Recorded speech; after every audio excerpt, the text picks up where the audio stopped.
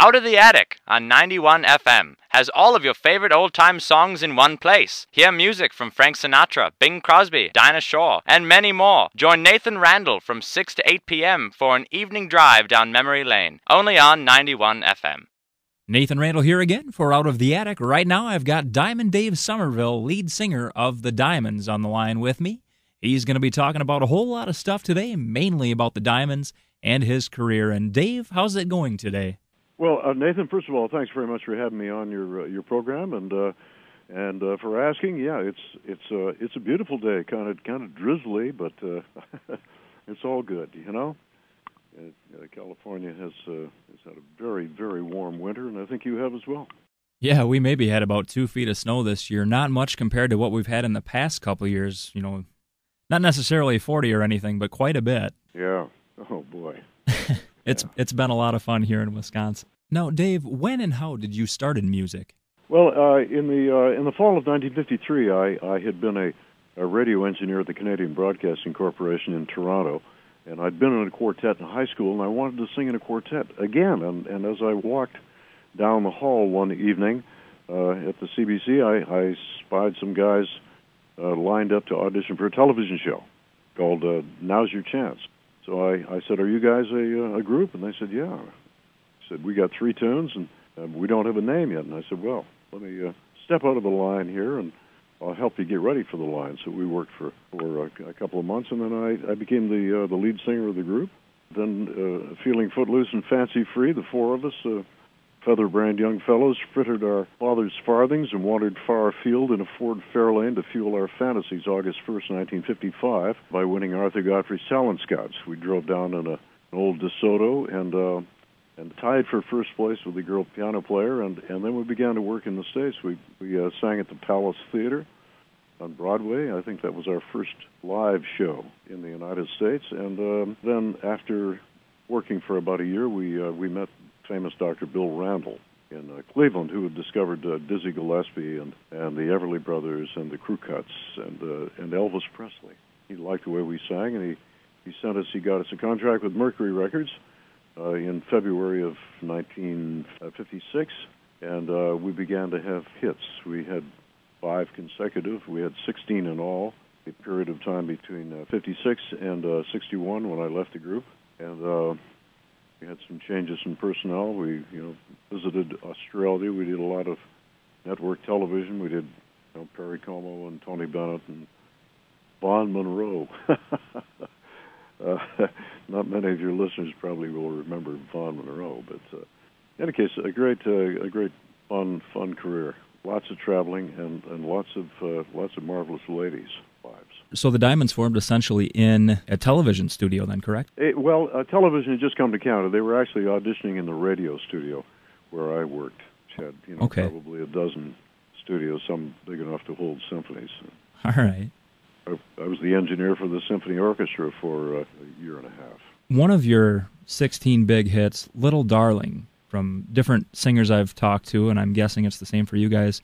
I've heard a lot of, it's a B-side, and you didn't think much of it right away. Is that the same for Little Darling? We didn't think much of it because it was a song we learned on the afternoon of the session, before the morning on which we cut it. We started a session at 12 o'clock. We had 4 tunes already prepared, 4 original songs, and Mercury discovered a recording by Maurice Williams and the Gladiolas on the Excello label, and he said they instructed us to learn a version of that and record it. So we did it in one take, and so we didn't really even have a chance to listen back to it.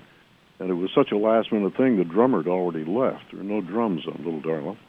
So, I'm still totally amazed that it became the number 3 recording behind All Shook Up and Love Letters in the Sand by Pat Boone of 1957.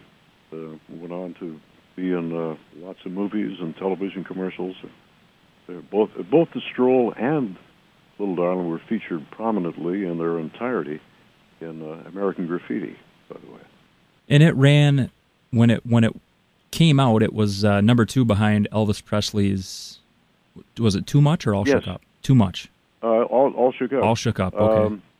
And it we were number 2 for 8 weeks It was on to Elvis's All Shook Up, and the recording spent 26 weeks, spent a half a year on the charts. Altogether, during our period of time, if you add up all the weeks our recordings spent on the charts, it comes to about 200. Did you ever get a chance to talk with Elvis and ask him why he couldn't have recorded that some other time?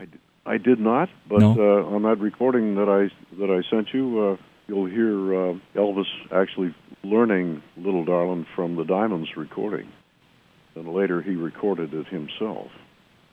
He used to place it third from the end in his live concert, which he did for years. Some of your other big hits, Silhouettes, The Stroll, Zip Zip, and Church Bells May Ring, were those all original ideas, or were they other songs that had previously been recorded? Zip Zip was a song that was written specially for us by a disc jockey in Pittsburgh. The Stroll was written specifically for the Diamonds from a suggestion made by Dick Clark, who said the kids are doing a line dance. They called The Stroll to Chuck Willis's recording of C.C. Rider. What did you mention Church Bells May Ring? Yes. Yes, that was a cover of the Willows recording, and we got criticized quite a bit, mostly from historians and musicologists, for being a cover group. But in fact, white radio wasn't playing black music at that time, except maybe for Nat King Cole, and so that music wasn't getting exposed to the pop audiences at all. And Mercury Records realized the value of having the Diamonds and some of their other acts literally uncover what was some great music and might have gotten lost in history. Dave, you mentioned that in the early 60s you left the group in 1961. What type of music did you then sing after that? Well, in August of '61, I left the Diamonds. I got married within a month. I learned to play classical guitar, learned a folk repertoire, and changed my name to using just my first name, which is David Troy with a hyphen. And it was a liberating experience. I loved it. I didn't have to call three other people to rehearse, and I could just play my guitar any hour of the day or night, Just jump out of bed and make some music, which I did this morning, as a matter of fact. And so I did that for 6 years, and I probably worked 40, 45 weeks a year all over the country. Went to a couple of foreign countries as well. Spent a month and a half in Japan at one point, being a folk singer. I worked with an open neck shirt and a black vest and black pants, and I started into that folk era about 6 months before the folk era hit. It was great fun. Music I'd always loved and always wanted to sing on stage. I was managed at that time by Buck Ram, who also managed and formed the group The Platters, and we recorded on his label Antler.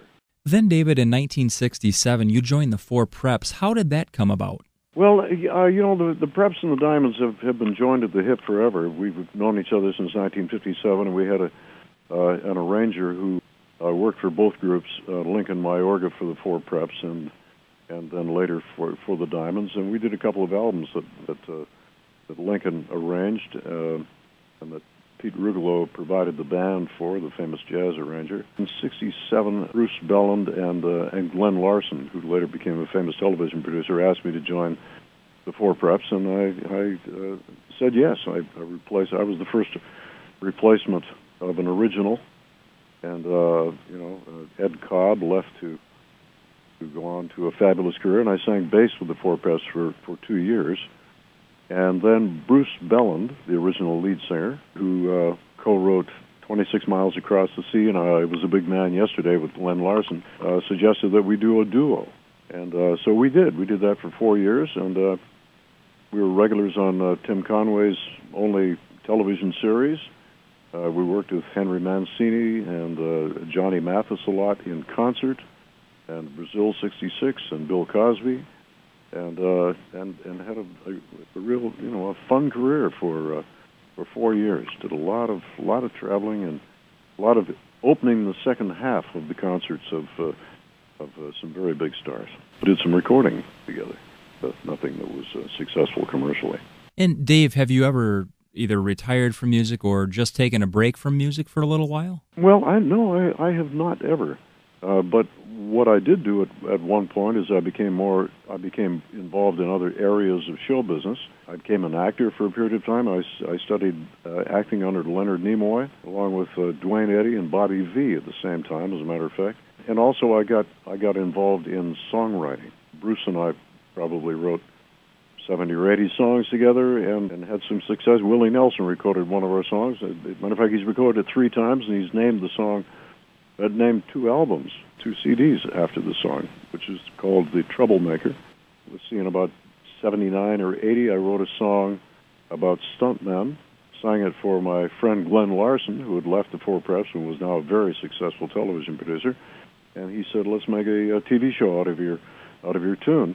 That TV show was known as The Fall Guy, which was on ABC for 5 years in prime time, starring Lee Majors. And it's been the most successful project I've ever been associated with.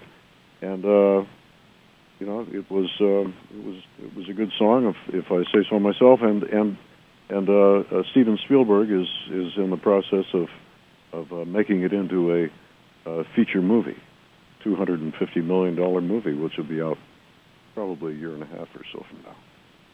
Awesome. And Dave, recently you released a CD called On the 1957 Rock and Roll Greyhound Bus. Where did that idea come from? And it's got great music on it, but where did the idea come from to do that album? Well, in 1957, the Diamonds, in spite of the fact that we were still 4 blue-eyed, semi-virgin white guys from Toronto, we were invited to join rock and roll's first major touring show, and is said still to be the best rock and roll show historically ever.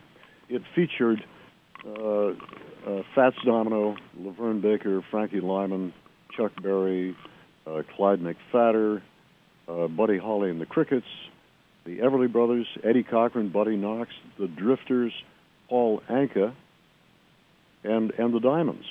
13 acts, I believe, in all. Jukebox giants all. We were all having hits at the time. Half of the people on that tour, like the Crickets and Paul Anka and the Everly Brothers, and Buddy Knox and Eddie Cochran, were all enjoying their first hits.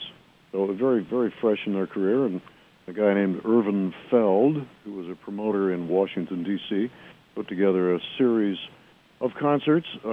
He did spring and fall concerts, anywhere from 60 to 90 days for about a period of 6 or 7 years. And this one in 57 was particularly notable because there were so many acts, and the bus featured mixed colors. And Dave, on that album, you tell the story of kind of making your way through the bus and seeing all of the different acts that are on the bus. And it's really neat how you sing the songs of the different groups as you're making your way to the back of the bus where you guys were sitting, whether it's, Fats Domino or Buddy Knox or the Drifters, of some of the acts that were on there. But the story you tell, though, is great, and I enjoy really learning the history of groups and rock and roll in general, and I have learned a lot from talking with many legends of the early days of rock and roll and getting the stories. Well, people are not telling the history. And I think that's a shame. We see acts come out on what I call them laundry list shows. I do a lot of those every year across the country, and they sing one hit, and then they sing the next hit, and then they might introduce the members of the act, and then they sing another song, and then they exit. But you don't hear any of the kind of personal stuff that went on. I like, for me, all of that was very meaningful. So I did that night at the Academy of Television Arts and Sciences in North Hollywood. I thought, well, I'll just I'll tell the stories. And that CD, by the way, was one take. Wow, that's amazing. Well, it's amazing that it was only one take, because it reminds me of Little Darlin' also, which was relearned and recorded in one take in a 15-minute period. Sometimes the best stuff just falls out. Whereas with another tune, you might do 75 takes, and and you still might not have a good one. Yeah, looking for magic. So then I assume you're still performing. Are you still performing solo with the Four Preps, with the Diamonds, or yes, everything? Well, I was in the Four Preps at a later time, starting in 1988, for another, I think, 14 years or something like that, having done an enormous number of black tie events with original lead singers Bruce Belland of the Four Preps, Jim Pike of the Letterman, Jim Yester of the Association, Ed Cobb, and myself. And the general public didn't hear about us much, but we sang for a lot of high-dollar events, particularly back east. Did a lot of events for the general public at Trump properties in Atlantic City as well, and did some recording, and that was a great fun time. All through that time, and always during my career, I have done a single, whether I was in a group or writing songs or acting. I have continued as a single performer since I left the Diamonds in '61. Dave, the final song on the album, on the 1957 Rock and Roll Greyhound Bus, on there you say it's a song that Elvis Presley was working on and what would have probably been his signature piece.